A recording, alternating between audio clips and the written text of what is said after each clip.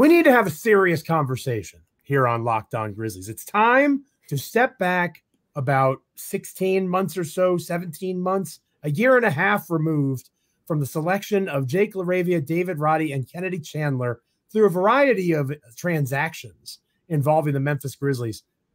Do we need to call the 2022 draft class a bust with Jake LaRavia's demotion to the G League Memphis Hustle? We're going to talk about that and Grizzlies Heat next here on Locked On Grizzlies. Let's dive in. You are Locked On Grizzlies, your daily Memphis Grizzlies podcast, part of the Locked On Podcast Network, your team every day.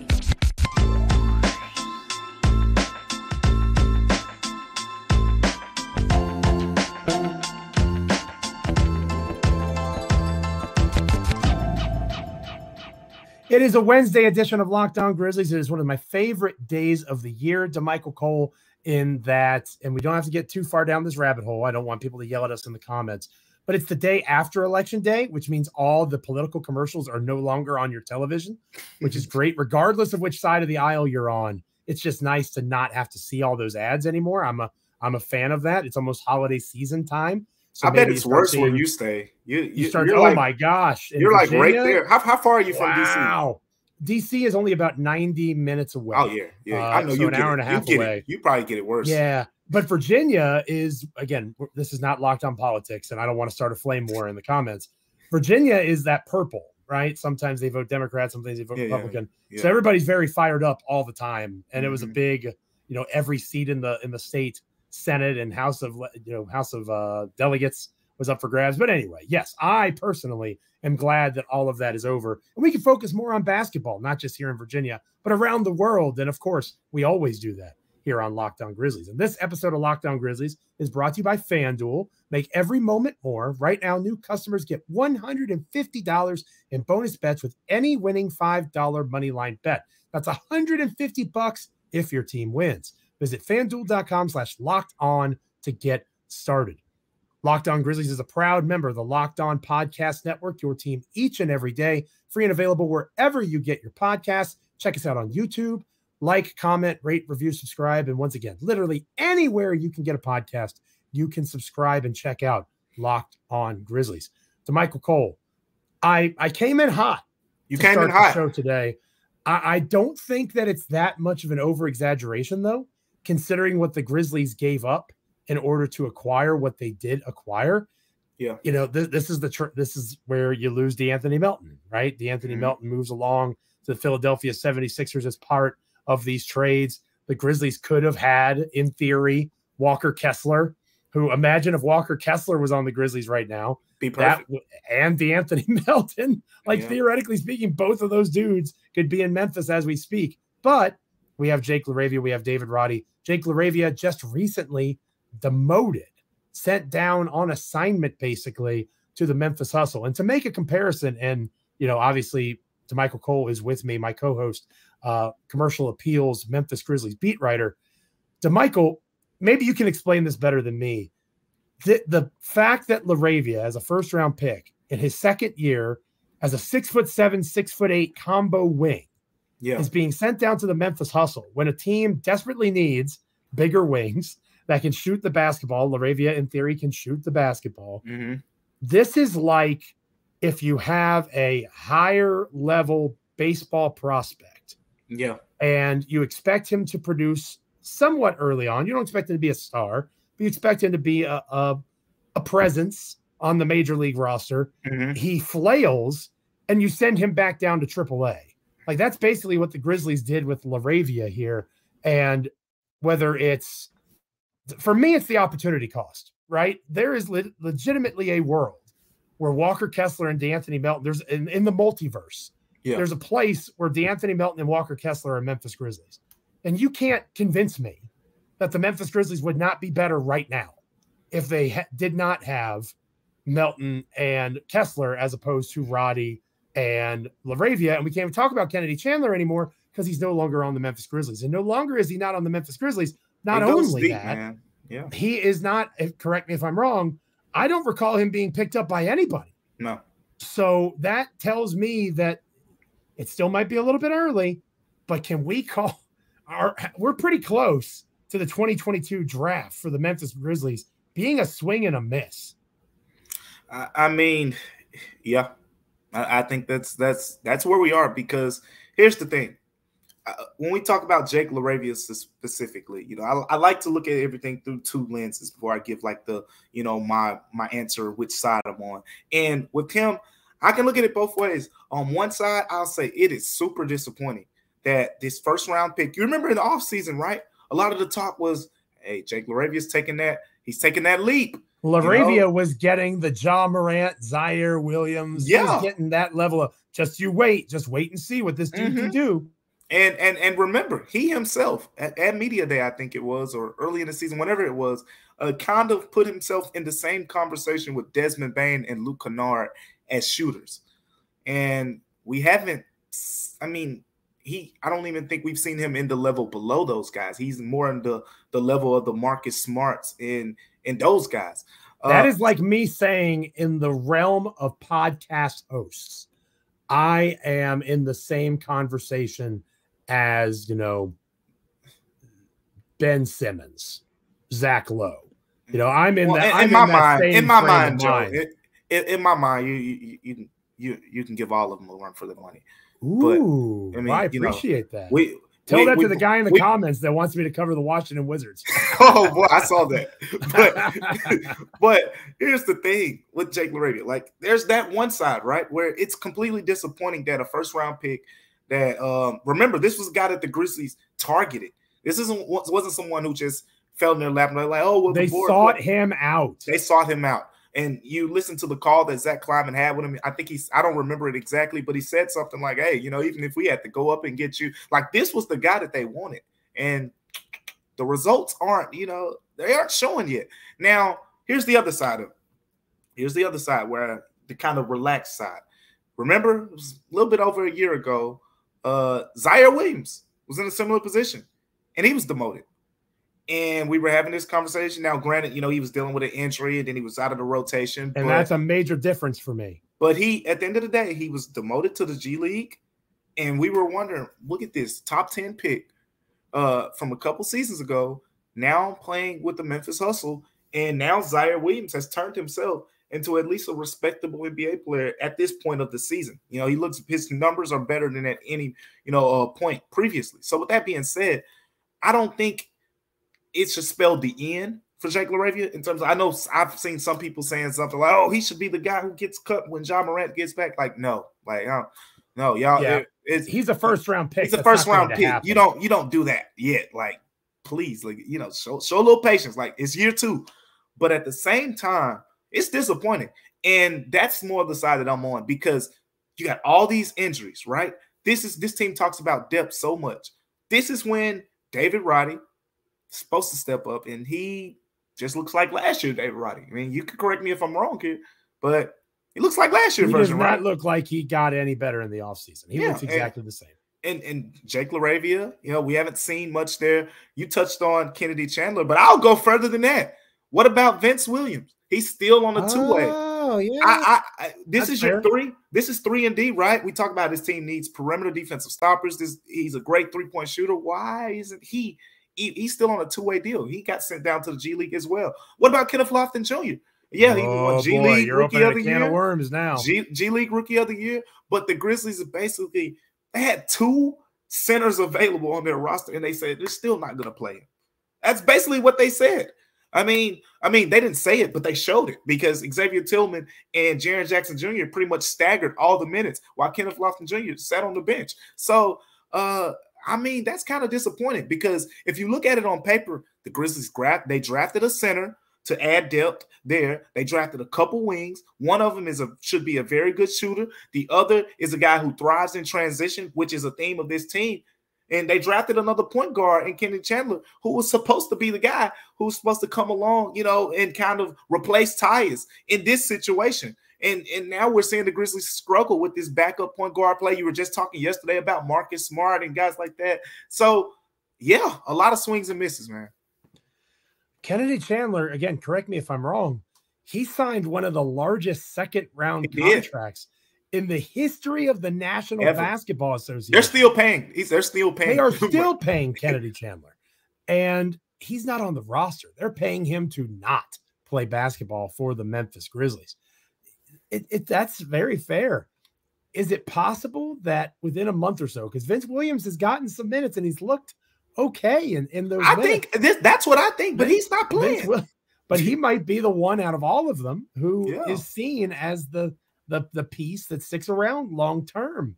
And you can't say trade them, because what's their trade value? What are you getting for Jake LaRavia? A ham sandwich and a gift card to Rendezvous? If you live in Memphis, you're not using that. You're trying to go somewhere else, right? And for the record, I am the one that said that. Damichael Cole in no way, shape, or form is endorsing or supporting any particular business in Memphis. I'm the one who made that statement. Rendezvous is fine. I enjoy their ribs. But anyway, I think that you have to wait them out. Mm-hmm. If he's not going to play for you right now, getting him minutes and building his confidence with the hustle makes sense, but you have to be concerned. And again, within the multiverse, there is a place where there's a Memphis Grizzlies team that has Walker Kessler and DeAnthony Melton on. And you know what's funny, Joe? He's going to go down there and cook. Like his numbers in the G League are going to be so good. He's going to put up 25 points. And somebody's going to tell themselves, Jake LaRavia is ready. Yeah. It's a cycle. Yeah, somebody's going to tell themselves that. Shout out to our boy Parker Fleming. Love you, Parker. But anyway, good luck to Jake. Good luck to all those guys, because obviously the Grizzlies could use help, and they could use help sooner rather than later, because, again, I'm going to have to subscribe to X Blue or whatever it's called now just to type up the injury report for the Memphis Grizzlies. It's getting long and lengthy. The list is long but distinguished. We're going to talk about that next here on Locked On Grizzlies. But first, this episode of Locked On Grizzlies is brought to you by the good folks over at Prize Picks. I'm a big fan of Prize Picks because, as Damichael talks about when he does this point of emphasis with Prize Picks, it is not a competition against others. It's a competition against the numbers. And with the basketball season here, you can pick combo projections across both football and basketball from the Specials League, a league created specifically for combo projections that includes 2 or more players from different sports or leagues. You can combine LeBron James and Travis Kelce at a 10.5 combo, more than or less than, combining 3-pointers made and receptions. Plus, you can offer a reboot policy through Prize Picks so that your entries stay in play even if one of your players gets injured. For football and basketball games, if you have a player who exits the game in the first half and does not return in the second, that player gets rebooted. Prize Picks is the only daily fantasy sports platform that has that injury insurance policy. It's a lot of fun. I thoroughly enjoy Prize Picks. It's lots of fun to win. It's a really simple piece of app and all sorts of different things, website, however you want to describe it.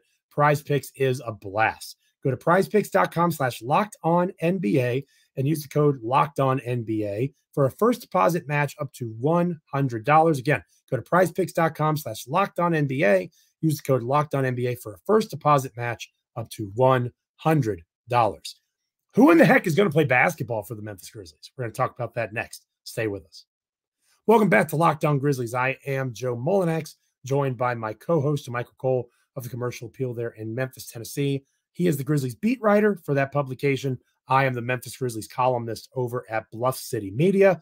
Between the CA, Bluff City Media, and Locked On Grizzlies, you've got all you need in terms of Memphis Grizzlies coverage. There's other good coverage out there, but I'm biased. I would say that that triangular motion is a good place to stay. Shout out to Phil Jackson.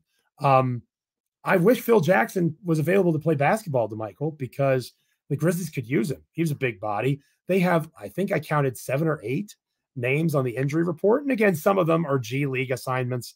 Ja Morant's suspension is still listed. But Derrick Rose, you sneaky snake. I caught it yesterday. I caught it. You caught it. If Derrick Rose plays, if you knew something that no one else did, and I don't appreciate that because I thought we didn't keep secrets from each other, partner. We don't. I will never keep a secret from you. You kept a secret from me on Derrick Rose. I caught you in, not a fib, because you didn't lie to me. You caught me. But I caught you in a hiding of information. Derrick Rose is week to week, which sounds awful. Xavier Tillman, day to day with a sore knee. What do we make of all of these injuries? Is what is going on? It is November 8th. We're having so many issues, and the season just started like 2 or 3 weeks ago.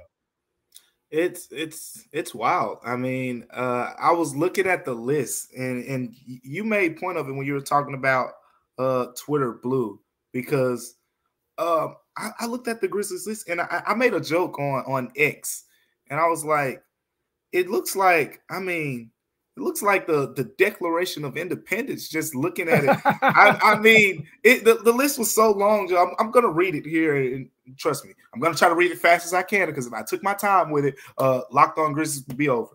But yeah, John Conchar listed as doubtful with a right hip strain. Which means he'll be back on Friday, given the way the Grizzlies usually do this. He's not playing in this game against the Heat. Steven Adams, right PCL sprain, scheduled to get surgery today is what we have heard. So there's that. Brandon Clark, left Achilles tendon repair. Gigi Jackson, two-way transfer. Jake LaRavia, G League assignment. John Morant, league suspension. Derrick Rose, left knee injury recovery. Xavier Tillman, not the right, but left knee soreness. And Vince Williams, last but not least, two-way transfer. So you got basically 3 guys going down to the hustle and a bunch of other guys dealing with injuries, and you got a 15-man roster. So, I mean, you do the math. There's not a lot of bodies left. Pretty much everyone that's up here is probably going to have to play. It sounds like Jacob Gilliard's going to get minutes and whatnot. So, all these injuries, I mean, it's definitely concerning. I think it is definitely a factor into this 1-6 start. For anything, you know, they're lacking continuity. Yeah, one guy in, one guy out. Like, congratulations, you get Bismack Biyombo in. Now Xavier Tillman, the guy who's been available for pretty much up until this point, now he's out. So now you got to overcome another big man injury, and now you got to figure out how to use Kenneth Lofton Jr. into that equation and all that stuff. With Santi Aldama being back, same thing with the point guard situation with Derrick Rose out. Like, you got to figure out who's going to play those backup point guard roles. Is Desmond Bane going to get all the minutes? Do you give the minutes to another guy? You don't have John Conchar, who's another guy they like to put at point guard, even though Joe, doesn't approve of it. But they like to put him there. So it's like, who? Like, you're simply running out of names for spots. And that's why I was at practice yesterday, Joe, and I was talking to Bismack Biyombo, and I was like, how do you, like, you just played 26 minutes 4 days after joining the team. Like, there's just no way you just learned all that information that fast. And, he's just talking about how, staying out to practice, picking up guys' tendencies and things like that. And that's pretty much where the Grizzlies are now. Like, for this team to work, guys got to put in extra work and extra time, because they just can't establish continuity right now. That's a major positive of Bismack Biyombo, by the way. The dude just sounds like a professional. He is trying his best. The team is invested in him. He wants to be as successful as possible to help the team, but obviously help himself. He wants to stay in the NBA as long as he possibly can. Maybe Memphis isn't his long-term destination, but if he plays well enough with the Grizzlies, perhaps that extends beyond this year into, a couple of other contracts down the road for him. Kenneth Lofton Jr. makes me nervous. Jacob Gilliard, the idea of him playing, how tall is he? 5'8", 5'9", something like that. I was wondering the other day, is he the shortest player like in the NBA right now? He might be. Look into that. Got to look into that. But to his credit, he's great on ball defending. He is a solid player of passing lanes. He can get them out in transition. I'm sure that's what Taylor Jenkins is looking for from him. Just want to hear a fun fact? Please.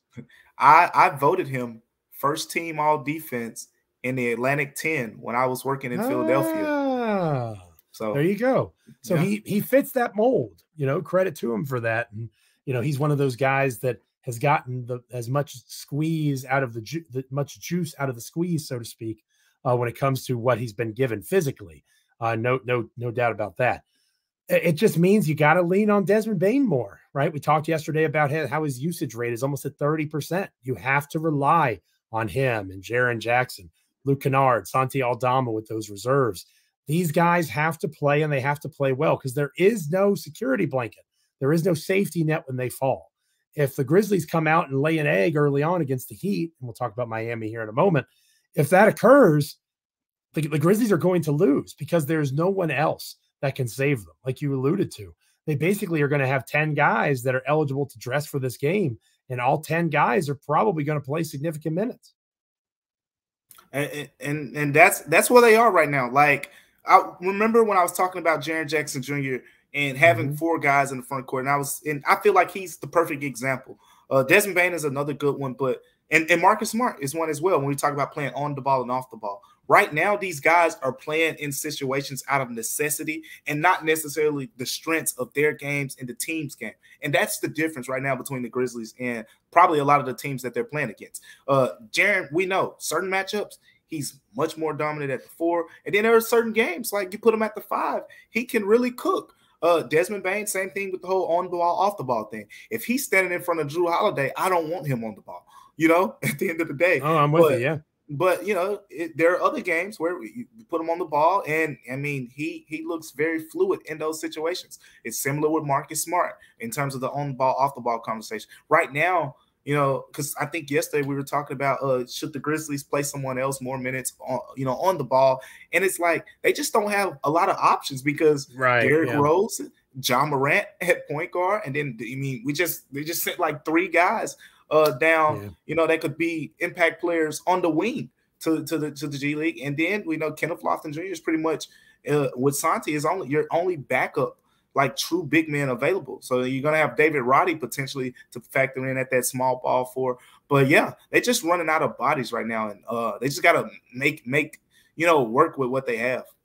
And whoever is available, I hope you're ready, because the Miami Heat, one of the more successful teams in recent memory, is coming to town, and they are going to give the Grizzlies a test, especially since their numbers are so low. We're going to talk Miami and Memphis next here on Locked On Grizzlies. But first, this episode of Locked On Grizzlies is brought to you by FanDuel. Again, the NBA season is heating up, but so is the NFL. Score early this NFL season with FanDuel, America's #1 sportsbook. Right now, new customers get $150 in bonus bets with any winning $5 moneyline bet. You heard that right. $150 if your team wins. You've been thinking about joining FanDuel. There is no better time to get in on the action. I'm a big fan of the same game parlays. Say you want to watch Heat Grizzlies and make it a little more interesting. There are all sorts of different types of actions that you can take with spreads, player props, over-unders. The app is so easy to use, and they have a ton of options to choose from. So visit FanDuel.com/lockedon and kick off not just the NBA season, but the NFL season as well with FanDuel, an official partner of the NFL.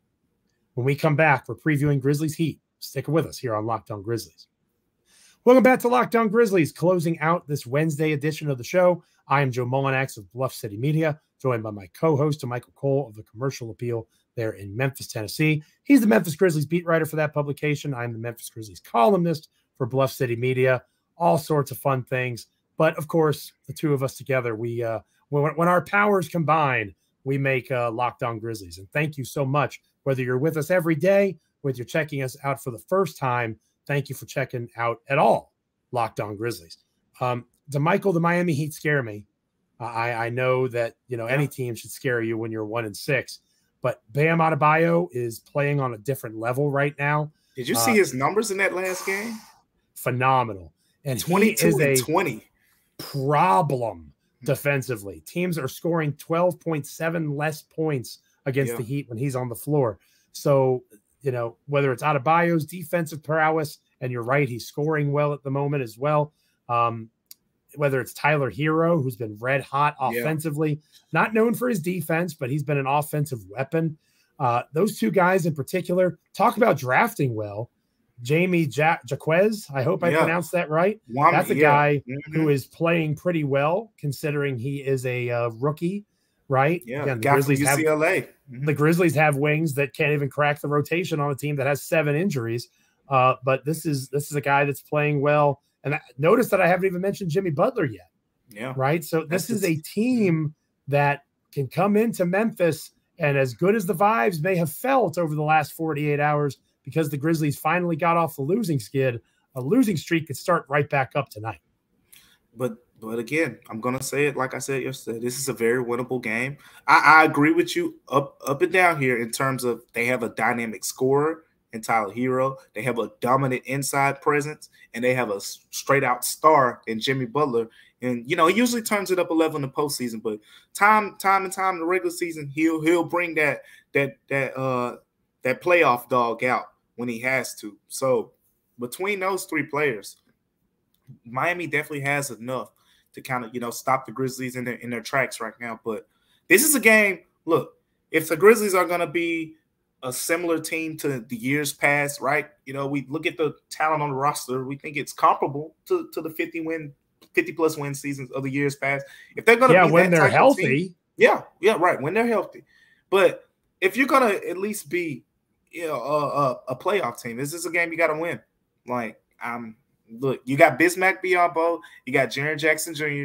that kind of can, go bang with Bam Adebayo. You take your chances there with those guys. You've seen Jimmy Butler and Marcus Smart have had countless battles, over the years. Lean into Marcus Smart's knowledge of, guarding him, guarding those other guys. And Tyler Hero, like you said, I feel he's going to score somewhat. And honestly, and you saw it in the preseason, I think Zaire Williams was guarding Duncan Robinson really well, and then he switched on to Tyler Hero, and Tyler Hero kind of cooked him. He of course Zaire, he's a solid defender. He had some wins. Don't get me wrong, he had some wins in that matchup. But Tyler Hero cooked the Grizzlies. Period. I think he had 30 over 3 quarters in that barbecue chicken.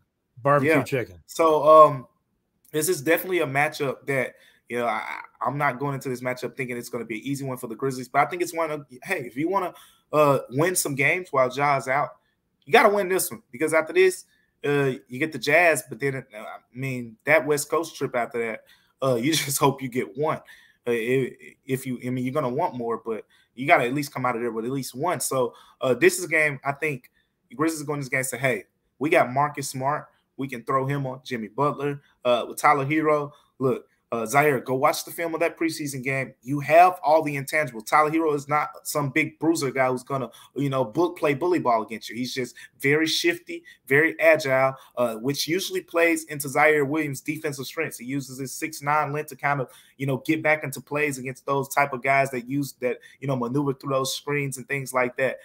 So that's a matchup he should fare decently well in. And then you got to pray against Bam on the boards, but you got Bismack now. So hopefully he helps out there as well. And, the role players have been solid to a degree. But guess what? You got Luke Kennard. You got Santi Aldama. It's time for those guys to kind of, put together good performances. And the Grizzlies need to win this game. I think if you look at it on paper, just looking at it on paper, even with the injuries, the Grizzlies aren't some huge underdog in this game. Now, same time, some people are going to point this out too. Eric Spoelstra is one of those coaches that I'm never going to go into a matchup and underrate, what he brings to the table. Defensively, that team is super talented. He always does a great job with them on that end. It's going to be a tough game, but you're at home.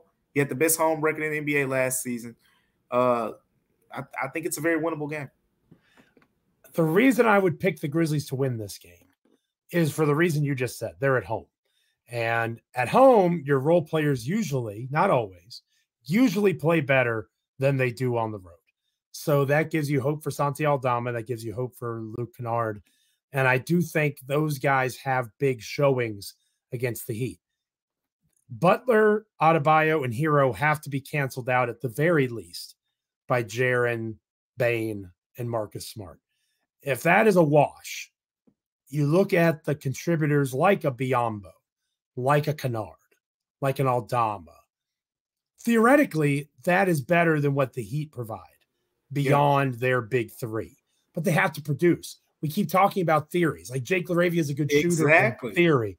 This team has great talent in theory when they're healthy. They have to start putting things together. This is a chance for them to do so. And I do agree with you that this Heat team is not some juggernaut that the Grizzlies should fear. But if they don't have the role player production and if they don't prioritize getting them into rhythms early in this game, it could get out of hand pretty quickly. Yeah, I don't think you're far off there with that thinking. And I'm looking forward to seeing what I want to see is this game be close through 3 quarters, because this is the game where I feel like this against this specific Miami team. This is the game where we could really learn what this team is made of in the fourth quarter right now. I think the way Miami can match up with you defensively, the Grizzlies will have that one guy on the court and Tyler Hero where you can seek him out in switches. Now I want to say, okay, how does Desmond Bane, like we talk about him stepping into this next level of stardom? You know what, Jaylen Brown, Devin Booker, Paul George, and all these other elite shooting guards do? When they have one guy that can hunt defensively like that, they're going to get that switch. They're going to get him out there on their island, and they're going to make him dance. Like, let's see if Desmond Bane could do that with Tyler Hero down the stretch of a game and close out a game. Some people I saw even in our comments on YouTube pointed out, Jaren Jackson Jr. has been the better scorer kind of down the stretch of games. Okay, well, let's see it then. I want to see, how they're going to throw Bam Adebayo on him. They're not going to put Bam on Bismack Biyombo. So they're going to throw Bam on him and say, go at the guy who's holding people that he's guarding to 32% shooting.